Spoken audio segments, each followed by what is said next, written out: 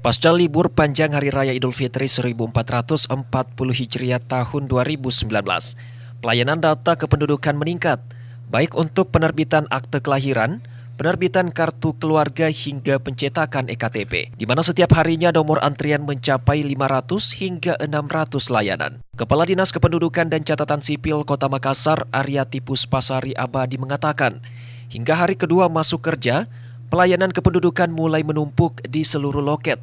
Namun pelayanan yang paling mendominasi adalah pencetakan EKTP. Adapun pelayanan lainnya seperti pindah kependudukan atau urbanisasi juga terlihat cukup padat pasca Lebaran Idul Fitri.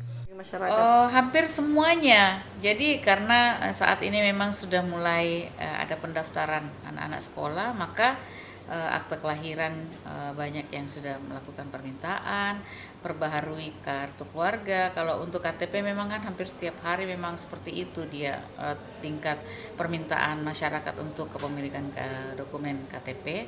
Plus ditambah dengan pindah masuk bagi kaum urban yang sudah mulai berdatangan ke Makassar.